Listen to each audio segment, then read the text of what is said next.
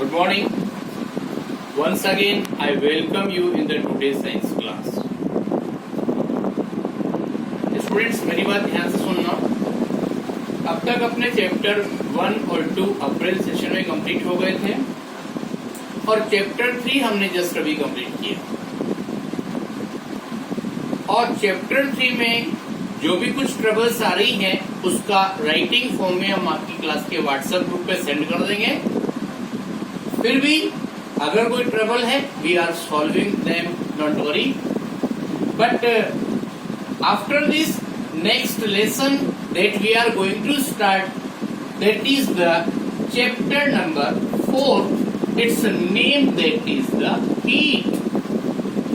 Please look, this is the chapter number 4 और its name is heat. As you know, जैसा हमने छोटी class में पढ़ा, heat is the form of energy. बस इतना सा पता है, आगे की बात हम इस क्लास में बता रहे हैं आपको। सबसे पहले आप देखिए यहाँ पर लर्निंग ऑब्जेक्टिव्स, मतलब कि इस लेसन के अंदर जो हीट के बारे में मेन पॉइंट्स होंगे उनकी बात बता रहे हैं हम। फर्स्ट पॉइंट होगा आपका about the hot and cold bodies. Second point होगा मीनिंग ऑफ टेम्परेचर।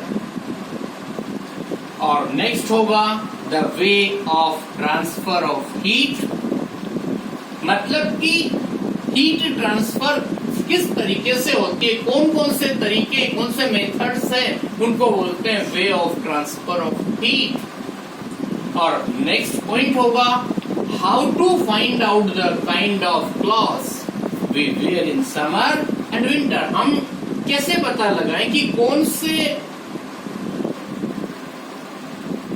वेदर में किस टाइप के क्लोथ्स पहने। So first we are going to start here. You know that first topic is about the hot and cold bodies. When you know that when we wear the woolen sweater during winter, we feel warm. आपको पता है winter season में जब हम woollen clothes पहनते हैं तो हम अपने आप को वार्म फील करते हैं। इसकी पीछे एक वजह है, the heat of the body is protected by sweater and one's feel warm. क्योंकि अपनी बॉडी और वुलन क्लोथ्स के बीच में जो भी हीट है वो बाहर नहीं निकल रही है, ट्रैप हो गई है बीच में। तो जो भी बॉडी का टेम्परेचर है, उसकी हीट एनर्जी है, वो वुलन क्लोथ्स और बॉडी के बीच में हो गई। इसलिए हमें क्या हुआ, we feel warm during the winter season. और आपको पता है जब कभी भी हम सन की लाइट में बाहर बैठते हैं, we are getting heat energy from the sun और वी फील वार्म। मतलब सनलाइट में अगर आप समर सीजन में या कभी भी वो सनलाइट में बैठते हैं तो कुछ टाइम बाद आप अपने आप को हॉट फील करते हैं।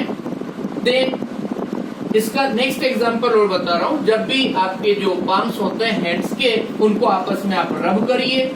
रब करने पर on rubbing they become too warm. Winter season में कभी कभी जो पीटीआई सर होते हैं वो ऐसे एक्सरसाइज करवाते हैं, और जब बहुत ज्यादा कूलनेस होती है तो अपने हैंड्स को रब करने की बात बोलते हैं। उसकी वजह से फ्रिक्शन से हीट एनर्जी प्रोड्यूस होती है और we feel warm. Please try to understand, जब भी हम अपने हाथों को रब करते हैं तो रबिंग में काइनेटिक एनर्जी जो अपने हैंड्स में होती है, it is converted into the heat energy. ये बड़ी क्लास का मैटर है। जितनी भी एनर्जीज होती हैं वो 2 टाइप्स होती हैं, एक होती है काइनेटिक एनर्जी, एक होती है potential energy. Kinetic energy due to motion होती है और potential energy due to change in position.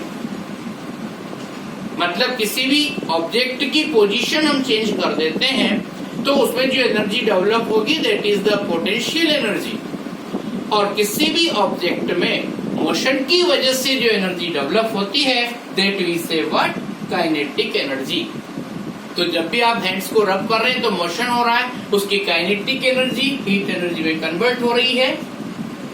अगला एग्जांपल देखना, when a fuel burn heat is produced, heat is useful in making different ways. जब किसी भी व्हीकल के अंदर आप फ्यूल डलाते हैं, उस फ्यूल के अंदर केमिकल एनर्जी होती है और वह केमिकल एनर्जी हीट एनर्जी और इलेक्ट्रिकल एनर्जी में कन्वर्ट हो जाती है। तभी तो अपना जो भी ऑटोमोबाइल व्हीकल्स होता है वो गर्म हो जाता है और इलेक्ट्रिसिटी भी प्रोड्यूस होती है, वो सर्किट में फ्लो होती है, तभी आपका व्हीकल आगे बढ़ता है। Heat is useful in many different ways. और एक और बात हम आपको बता दें, अगर आपके हैंड पर आइस क्यूब रख दिया जाए तो आपका हैंड को कूलनेस की फीलिंग होगी। क्यों? क्योंकि अपनी हैंड पे जो भी वार्म है, जो भी हीट है, उसको एब्जॉर्ब कर लेता है और अपनी स्किन एक सेंस ऑर्गन होती है और वो कूलनेस की फीलिंग करती है। ये इतनी सारी बातें डिस्कस करने के बाद एक बात पता लगी हमें, we can say that heat is a form of energy which causes body to become hot.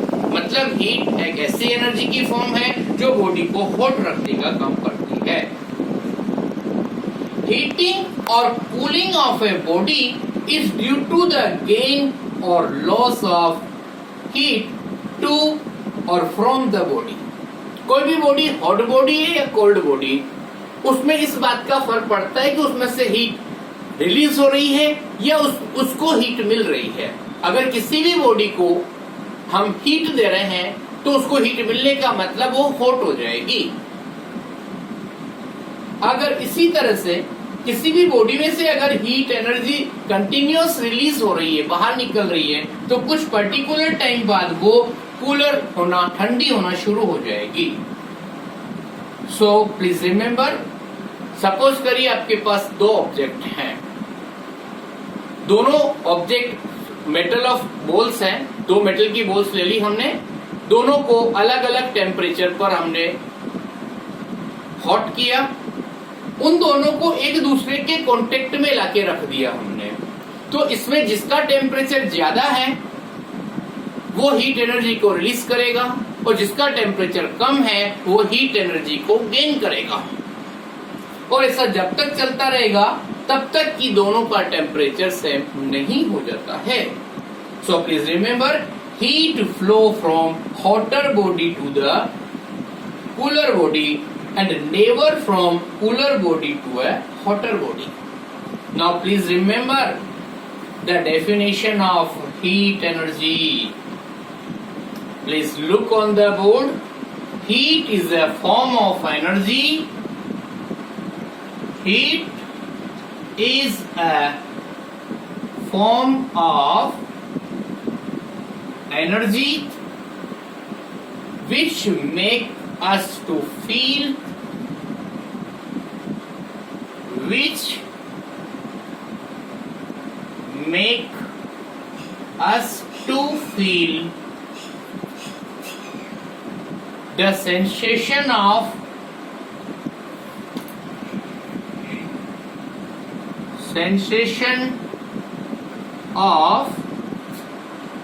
coldness or hotness, coldness और हॉटनेस। ध्यान से देखिए, what is heat? Heat is a form of energy. Heat is a form of energy which make us to feel sensation of coldness और hotness. Heat एक ऐसी form of energy है जो हमें इस बात का फीलिंग करवाती है कि कोई भी बॉडी हॉट बॉडी है या कोल्ड बॉडी है। Now we want to find out that which are the hot bodies और which are the cold bodies. Yes, now our next topic is that is the hot और cold bodies. इसके बारे में बात करते हैं।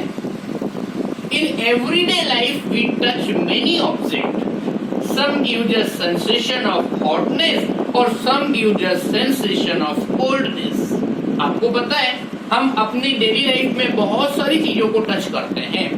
उनमें किसी को हम कोल्ड बॉडी बोलते हैं, किसी को हॉट बॉडी बोलते हैं। ऐसा क्या मतलब होता है? ध्यान से देखिए। some objects are hotter than other are colder, but how can we decide it? तो हमें किस तरह से पता लगे कि ये बॉडी हॉट बॉडी है और ये cold? However, we must remember that our sense of touch can sometimes be misleading. हमने किसी की बॉडी को टच किया, बोल दिया ये हॉट बॉडी है, बट ये गलत भी हो सकता है। उसको समझने के लिए हम आपको एक एक्सपेरिमेंट बता रहे हैं, ध्यान से समझना। इस एक्सपेरिमेंट का एक एम है टू शो द हॉट और cold are relative terms.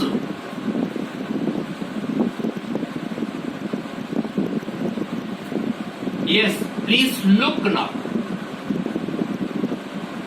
First, we will take 3 beakers. That is beaker A,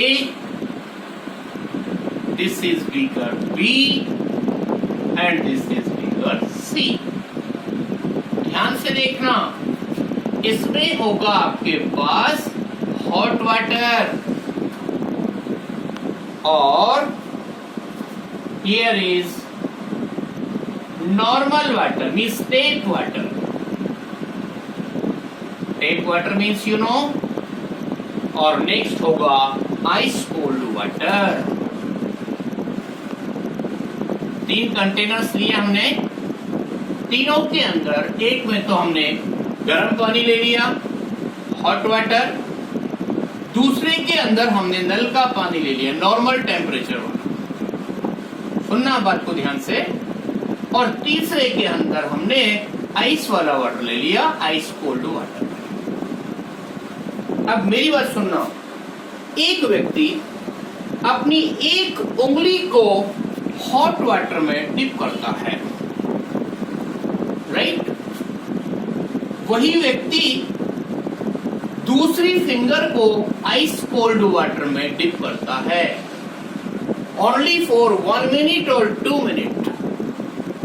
उसके बाद हम उसको बोले कि दोनों फिंगर को एक साथ निकाल करके और टेप वाटर वाले बीकर में डिप करिए।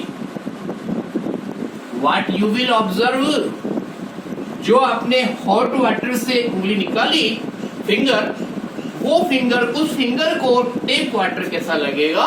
Cold water. लेकिन जो फिंगर आपने आइस कोल्ड वाटर से निकाली, उसको टेप वाटर वार्म लगेगा। You understand what I want to tell you? तो कहने का मतलब क्या हुआ, इसका कंक्लूजन देखिए।